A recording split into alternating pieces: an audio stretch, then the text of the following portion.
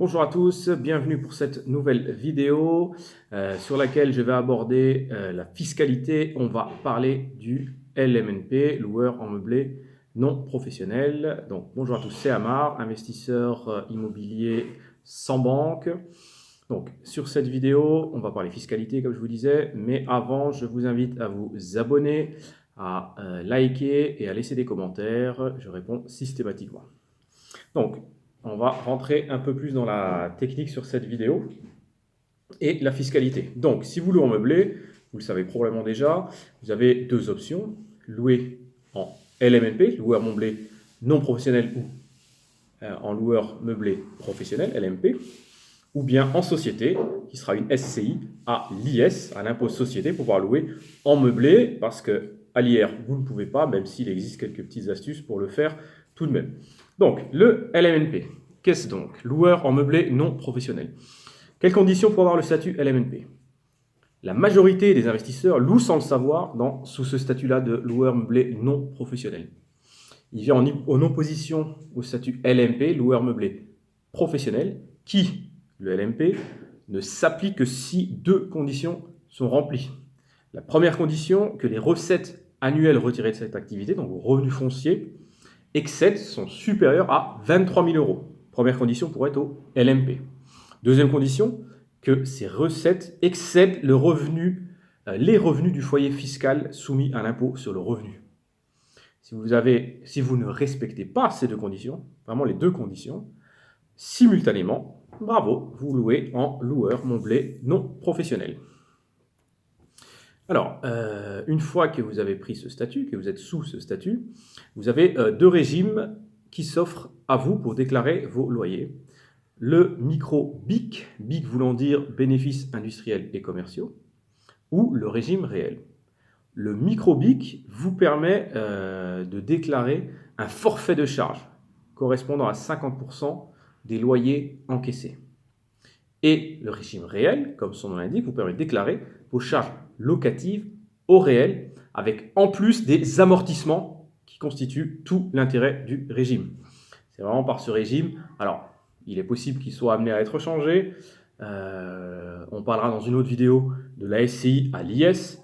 Personnellement, je passe tout en SCI à l'IS parce que le régime fiscal est plus stable depuis des années. Ça va faire depuis 2004, donc 16 ans que je suis à mon compte. Et voilà, on a une certaine stabilité dans la fiscalité des entreprises, une société civile immobilière étant une entreprise. Allez, on va rentrer un peu plus dans le détail, parce que LMP, là on parle bien d'une niche fiscale, parce que vous allez voir que sous condition, vous êtes exonéré de taxation sur vos loyers. C'est pour ça qu'on arrive à tenir plusieurs années sans avoir de fiscalité. Donc, le régime réel s'applique automatiquement si vos loyers encaissés sur l'année civile dépassent 70 000 euros. Si vos revenus sont inférieurs à 70 000 euros, vous pouvez opter pour le régime réel, sinon par défaut, le micro-BIC et son abattement de 50%. Donc, l'option pour le régime réel doit être demandée avant le 1er février de l'année civile. Donc, en tableau, on pourrait faire un tableau de synthèse, mais disons que voilà, revenu inférieur à 70 000 euros, automatiquement, régime micro-BIC, optionnellement, vous pouvez être au régime réel. Supérieur à 70 000 euros, impossible d'être au micro-BIC, vous êtes obligatoirement au régime réel. Je vais essayer d'être concis dans cette vidéo, pas en faire trop, et surtout, ces informations que je donne aux personnes qui suivent mes formations, on rentre vraiment dans le détail. Donc, il n'y a pas d'obligation de déclarer votre comptabilité par un comptable, mais on le recommande très très fortement. Il ne faut pas trop s'amuser. Vous verrez, ça peut coûter entre 500 et 600 euros pour faire une compta. Ça dépend de comptable. Moi, j'ai moins, mais parce que j'ai peut-être un peu plus de volume, plusieurs SCI. On va parler du principe de l'amortissement. Donc, je le disais, lorsque vous êtes au réel, vous passez toutes les charges et aussi de l'amortissement. Qu'est-ce que ça veut dire ce terme? C'est vraiment un terme purement comptable. Vous avez des dépenses qui vont être passées au-delà d'une certaine somme. En général, le comptable l'amortit. Il n'y a pas de règle, mais tacitement, en général, les factures au-dessus de 500 euros, on les amortit. C'est-à-dire, ça permet de lisser l'impact d'un investissement ou d'une dépréciation de la valeur d'un actif sur plusieurs années. Par exemple, dans le cas du meublé, si vous dépensez 10 000 € pour refaire une cuisine, vous allez pouvoir lisser cette dépense sur plusieurs années. Donc tous les ans, vous avez une somme que vous allez retirer de vos loyers, comme une charge si vous voulez, mais qu'on va lisser. On va dire que la cuisine à 10 000 €, on va l'amortir sur, c'est vraiment pour l'exemple, sur 5 ans, en disant je vais enlever 2 000 la première année, ou 3 000 la première année, et 2 000, et 2 000, et 1 500, voilà. Et donc ces 2 000, 3 000, tous les ans, le comptable va faire 10 000 de loyer moins 2 000 d'amortissement pour la cuisine. Et c'est par ce phénomène que l'on arrive à se retrouver avec 0 de taxation pendant de nombreuses années. Qu'est-ce qu'on peut dire d'autre? Après, dans le bâtiment lui-même, là c'est le comptable, ça va être, vous allez avoir le terrain qui va être amorti sur une certaine somme, les murs sur un certain nombre d'années, les murs sur un autre, le toit. Bon, il faut laisser le comptable s'occuper de ça, c'est pour ça que je vous invite vraiment à prendre un comptable. Certains sur 7 ans, d'autres sur 15, d'autres encore sur 30 années. Donc vous voyez, c'est pas forcément simple.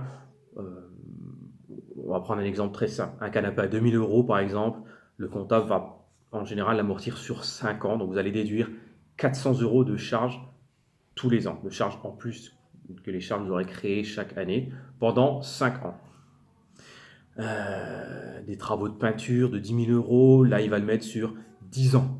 Une réflexion de toiture, 30 000 €, là on va la mettre sur 30 ans. Voilà.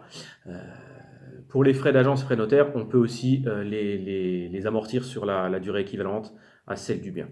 Donc, vous voyez tout l'intérêt du statut de loueur meublé non professionnel, c'est de pouvoir passer un maximum de charges et un maximum d'amortissement. C'est à vous de voir avec votre comptable le meilleur régime. Est-ce que d'être au BIC et de ne passer 50% de charges en automatique, voilà, si vous avez peu de charges. Après, stratégiquement, en effet, on s'intéresse à des biens avec de forts travaux pour faire de la plus-value. Donc, en général, on a une enveloppe travaux importante. Donc, il est plus intéressant d'être au réel pour nous, pour passer toutes les charges, tous les travaux, etc. Si vous faites de la courte durée, vous allez peut-être prendre un gestionnaire. Vous pourrez passer ces factures aussi. Et surtout donc l'amortissement que vous n'avez pas si vous louez en nu. Donc l'amortissement, c'est vraiment une partie très très très très importante qui permet d'avoir pendant 3, 5, 10, 15 ans pas de fiscalité. Alors, je sais que vraiment le but recherché, c'est de ne pas avoir de fiscalité pendant un maximum d'années. Après, ça reste un business.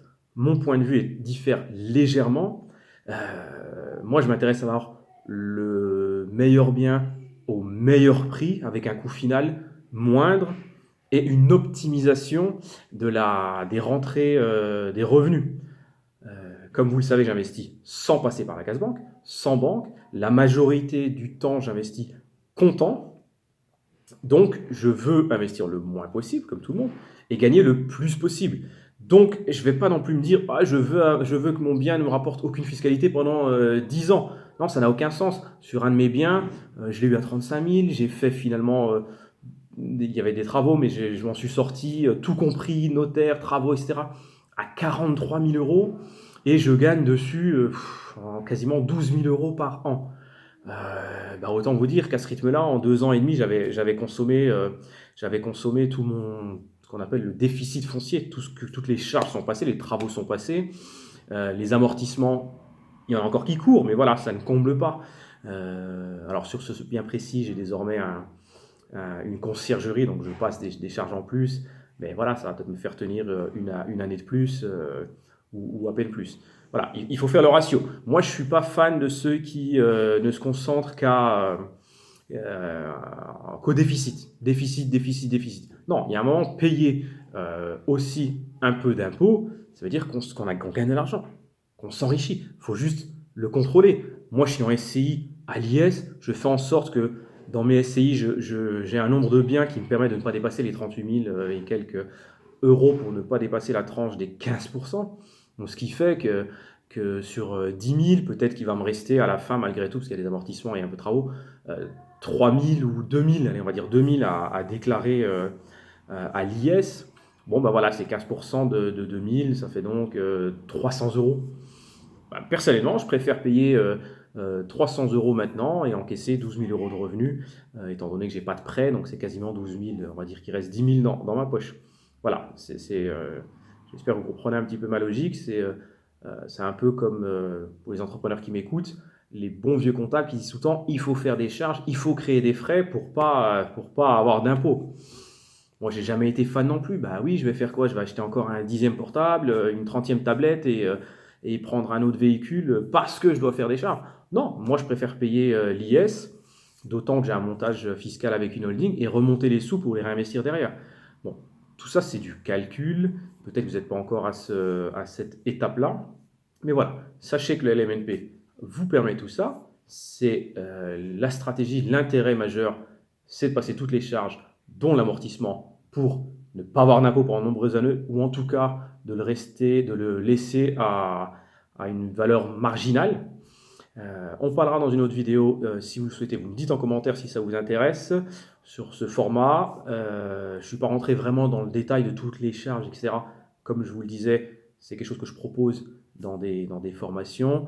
Ce sera un petit peu injuste pour des personnes qui ont payé, que finalement sur YouTube je dévoile tout. Donc sachez que j'investis sans banque et je vous donne le lien en description de ma web conférence. Elle dure 2 heures. Et j'explique comment utiliser la location courte durée pour se libérer des banques ou pour investir sans banque. Elle est gratuite, vous donnez juste votre mail et je vous envoie le lien. Elle dure 2 heures. J'explique toutes mes stratégies. Je prends avec des photos les exemples de deux de mes biens. Donc n'hésitez pas sur le lien en bas de la vidéo. Je vous remercie et je vous dis à samedi prochain. Ciao!